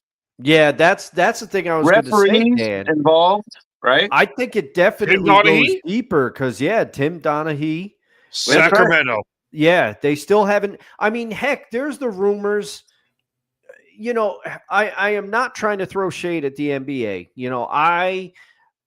I still watch the NBA. I still, I've watched a lot of basketball documentaries lately, which is making me bemoan for the '90s and in the era of NBA that I grew up with. But here's the thing: you remember the envelope conspiracy? That the envelope was frozen so that Stern could tell which pick was in there. Stuff like this has followed the NBA for a long time. The NBA is dirty. And somehow the Kings lost to the Lakers in the NBA that was Western ridiculous. Conference Finals years ago. And the Kings have not recovered since then. Yeah. Well, also, Kevin, let's look at not to bring it back. I've talked about the Mavs on many airwaves. I'm not going to do that here, but look at the 2006 finals and remember That's right. And how many calls Dwayne Wade got. Dwayne Wade got fouled 77 times a game. Yeah. And not all of them were fouls. No. Yeah. Yeah. But there's going to be more coming. Yeah. There's got to be. Sure. Absolutely.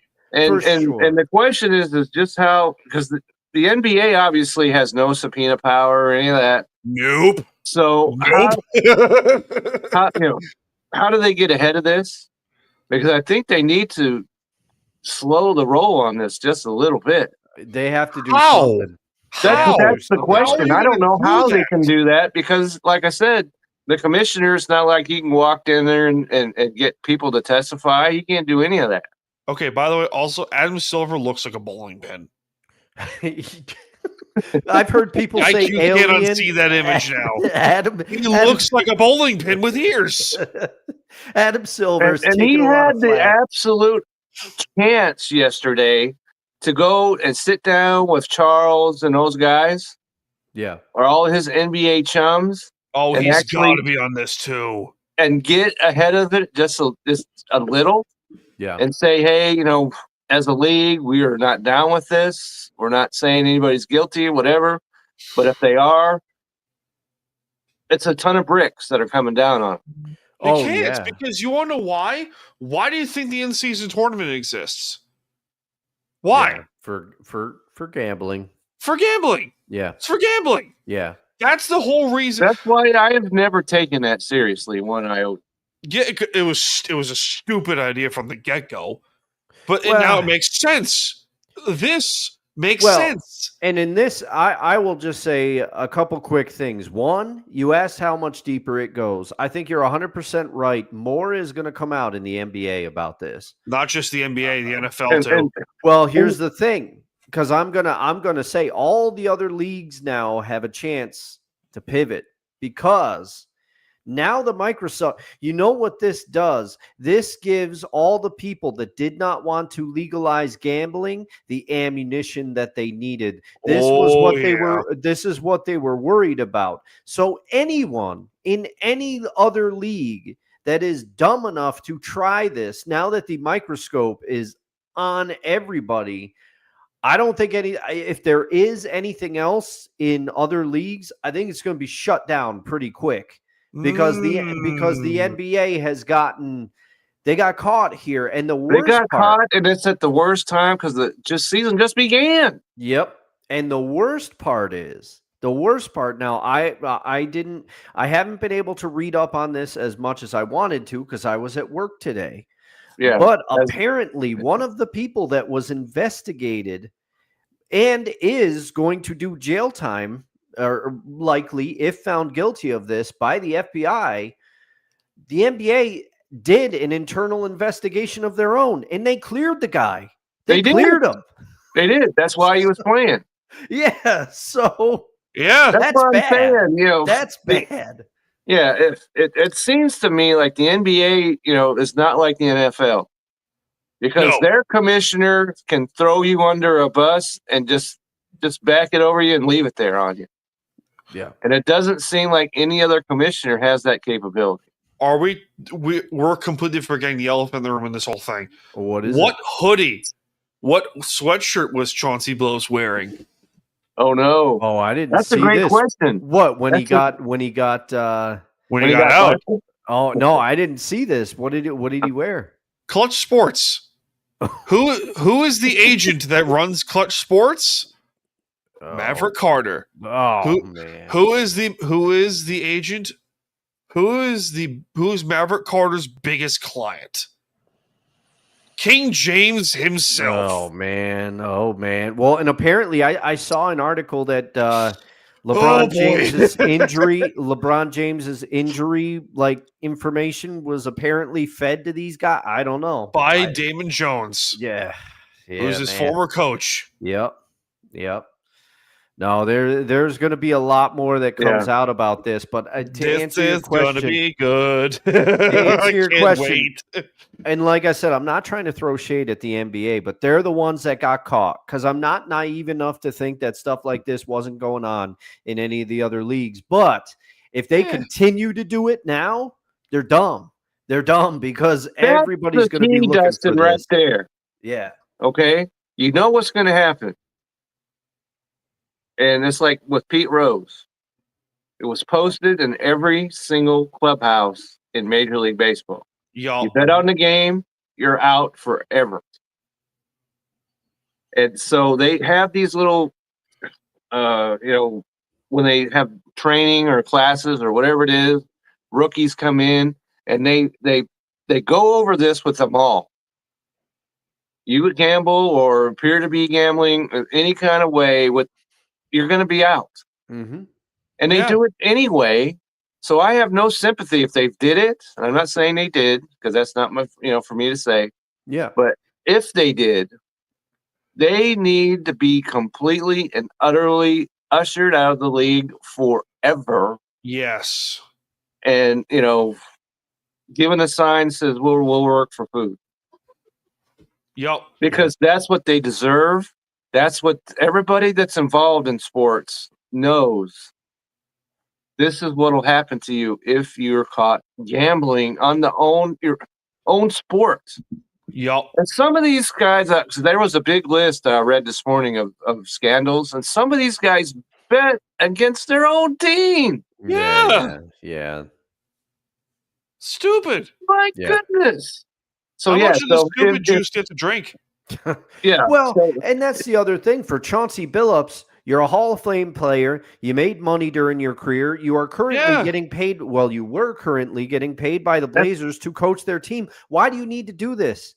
The allure of easy money? I don't. I know the allure of easy money is powerful, but man. Yeah, I don't. When it comes to Chauncey Billups, I don't get this. Yeah, and the fact that at all. Not only they're the Blazers talking about involved, mobsters for crying out loud. Not only were the Blazers Casino. Remember involved, what happened in Casino? People got killed.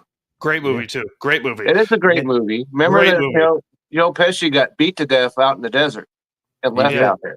He did. And you're at a card film. game with guys like this. Yeah. I don't get this at all. Don't mess with the mafia. Don't mess with them. Yeah. Don't mess with the mob. Don't mess with the mob. But you were saying something about the Blazers, Dan. You were saying something. Not only were the Blazers involved, but the Lakers were involved too. The Heat were involved. And I believe the Celtics were involved in this too. Oh, man. I didn't hear about the Lakers or Celtics. Like I said, I was at work today. I was trying to read up on it, but I didn't have the time. Hold on. I'm on it. I got the report here somewhere. I know I do. I got it somewhere. This is insane to me. It is insane. It's absolutely insane that you would throw away your life. And for whatever the bets are, I guess if mobsters involved, you're probably betting a large sum of money. Yep. But if you're the coach of the Portland Trailblazers, I don't know what his salary was. I have no idea. Yeah. Because I have little interest whatsoever in the Portland Trailblazers, especially that when Damon Lillard was on there coming out of Weber State, which is my that's my college team from my home state, my home city. Yep. When he played for the Blazers, I had interest. I have none now. Bettors allegedly received privileged injury information on LeBron James from former Cavs coach Damon Jones. SEC suspends referee Ken Williamson for the rest of the season in wake of performance in Georgia Auburn game. That was Reese. That was obvious. What do we got here somewhere? I know it's here somewhere. I know it is because I saw the Lakers were involved. I saw the Blazers were involved. The Heat were involved. I can't remember what the fourth team was. I think it was Boston. Well, let's see. Based on some of the players, so obviously Terry Rozier, Well, that gets obviously, yeah. Miami. Yeah. Chauncey Billups, that gets the Blazers. Damon Jones, like you said, he was LeBron's former coach or teammate. Or wait, did he play with LeBron? But did he coach him? I know he played with him at one point. I can't remember, but I was looking up. Okay, so Billups, according to an article I'm reading right now, let me just see, so I can credit the site. But he, according to this article, it's estimated that he earned $4.5 million last year as the coach of the Blazers. He had just signed so an extension. I'm hoping that you're not betting $4.5 million in a single, poker game. Yeah, that doesn't add up. No, I'm hoping not. Okay.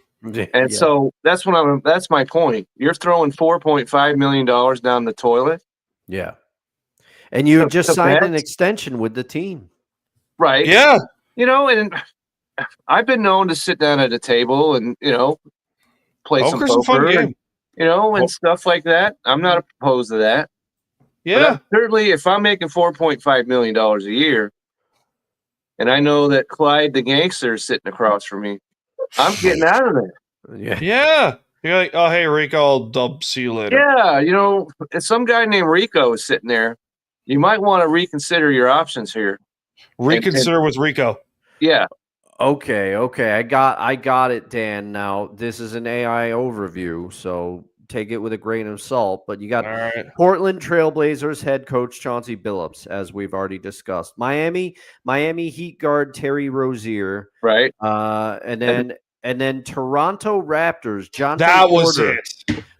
Jonte Porter, a player at the time, is accused of informing co-conspirators he would leave games early. Los Angeles Lakers, here it is. Damon Jones, a former player and assistant coach, is accused of providing insider information about player injuries before games in February and January of 2024. And the last one is the Orlando Magic. The indictment alleges that gamblers profited. The Magic? Yeah. Profited from a tip that several top players would sit out a game in April of 2023. So somebody tipped them off that, hey, these Magic starters, they're not going to be in there. Well, let's say that you're on the opposite side of this. Okay. And you lost money because somebody sat out a game or whatever, and then made this guy money over here, but you were betting on the game legitimately and you lost money. Load management. And my name's Bugsy, okay? I'm not going to sit around and take that. Bugsy? Really? Bugsy Moran reference. I like it, Kevin. I like it. Well done. Well done, Kevin. You know what? Well done, Kevin. That was a good one. Even cracked Mrs. Wilson up there, too. I heard her in the background. That was great. Right. And so that's my point, though. If somebody's making money off of these illegal bets, somebody's losing money that legitimately bet on that same game and lost money because somebody else made money. Come on. If I'm, in a casino movie, someone's getting taken out to the desert. Oh yeah, with a bucket of motor oil in the background too. So that's a Quantum of Solace reference for those who get it. That goes back to Tiger Woods involved with 25 women or whatever it is, and thinking that not one of them, once you upset a woman, is not going to talk. Yeah. That's just insane. I'm keeping my mouth shut because she listens to this show, and I'm going to keep my mouth shut because I'm gonna be a smart individual. So yeah. Don't worry. I only have to worry.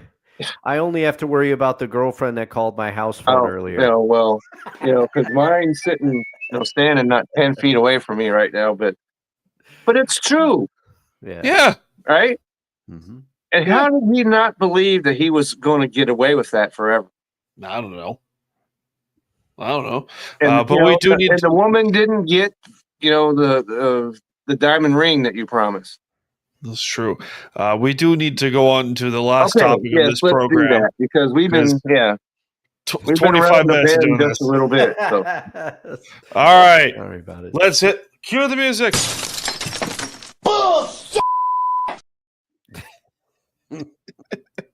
This week's edition of BS of the Week is for the World Heavyweight Championship of the World, Russell Wilson versus Sean Payton. Oh, boy.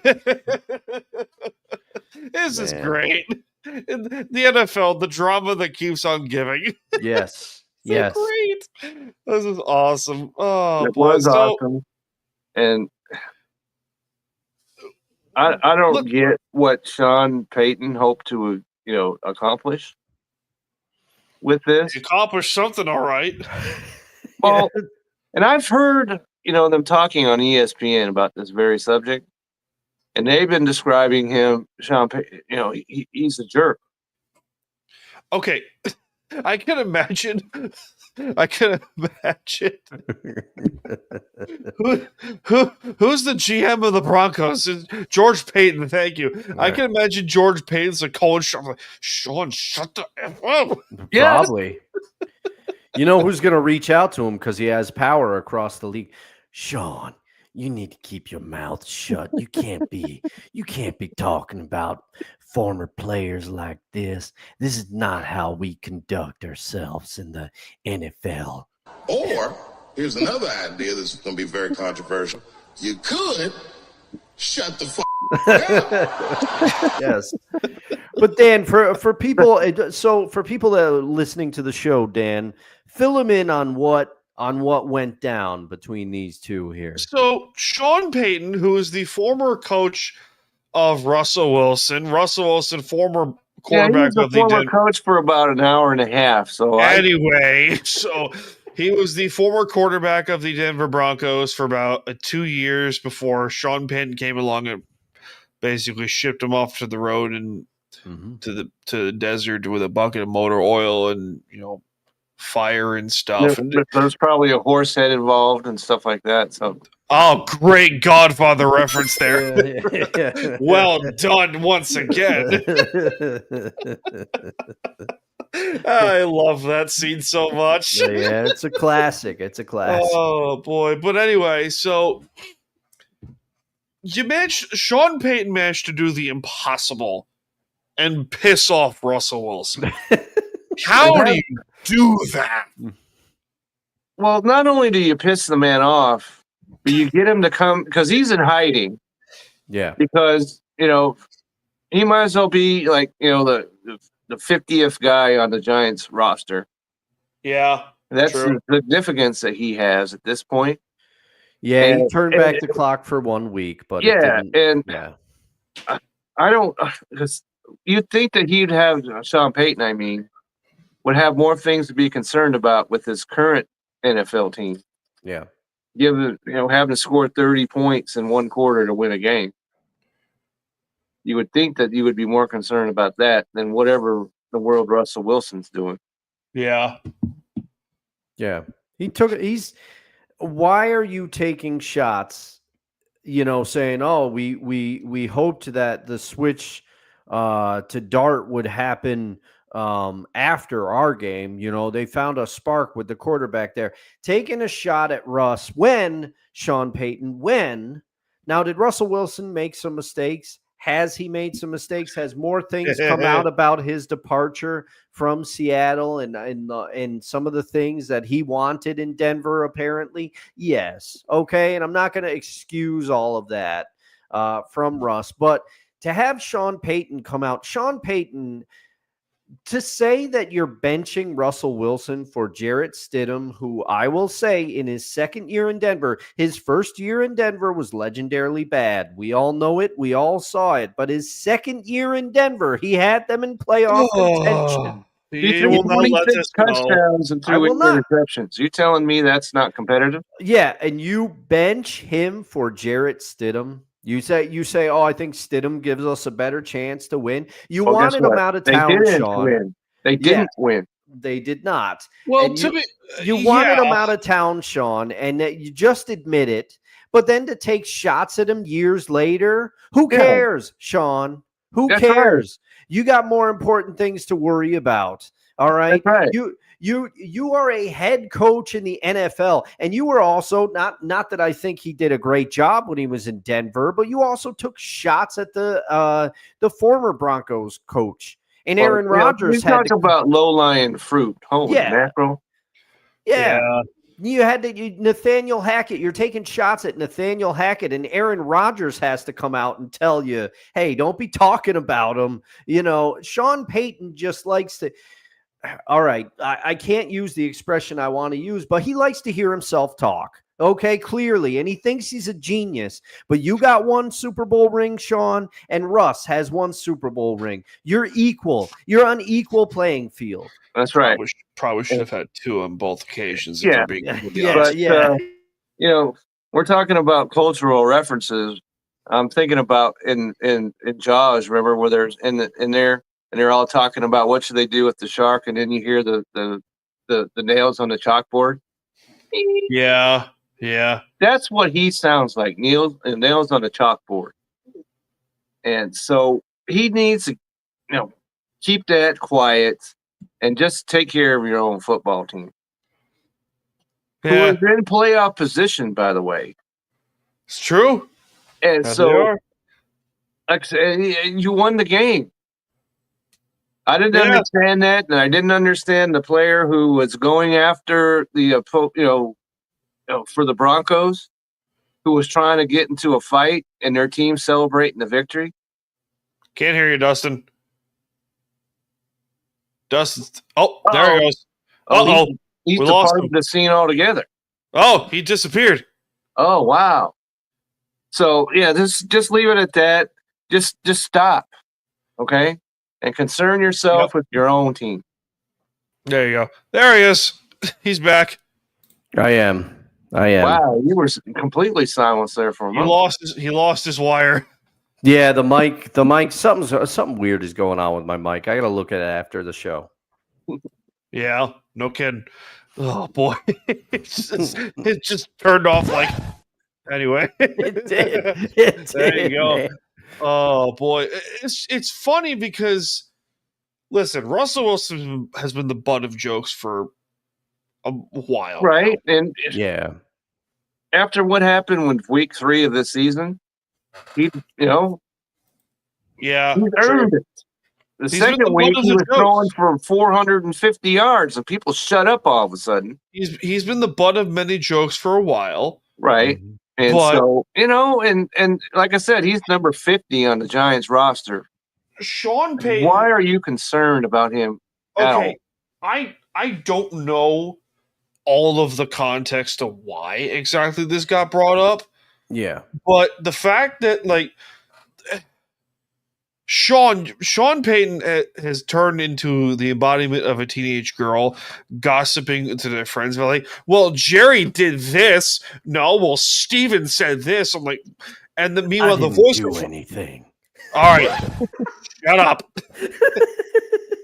And the voice of reason, and Sarah goes up and goes, "Why don't you both just shut up?" That's me as the friend, by the way. I'll tell both of my friends to shut up and just enough with the drama, please. Yeah, I can hear it. I can hear it now. Yeah. It's children. Yeah, just grow up. Where's George Carlin when you need him? Hold on. Where's Papa George Carlin? Oh, he's over there. Oh my goodness gracious! Paul Bear Man. We started off the rails and we're finishing off the rails. So. Yeah. Oh, yeah.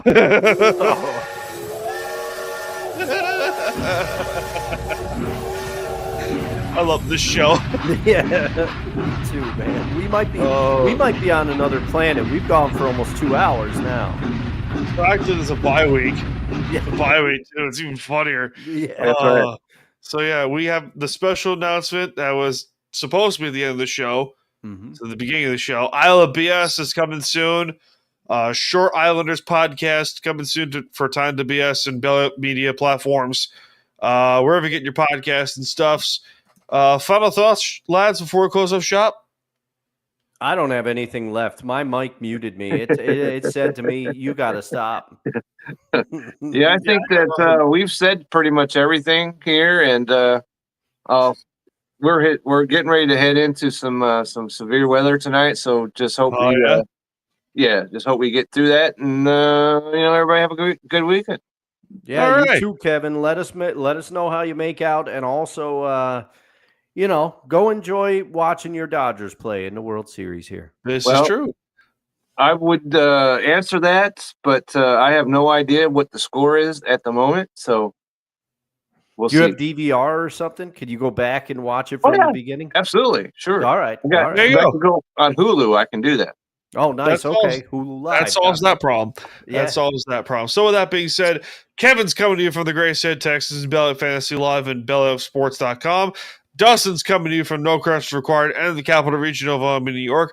I'm coming to you from the beaches of lovely Long Island, New York. My name is Dan Cruz, and we'll see you all in this life and most certainly the next one. Cheers, everyone. Have a good night.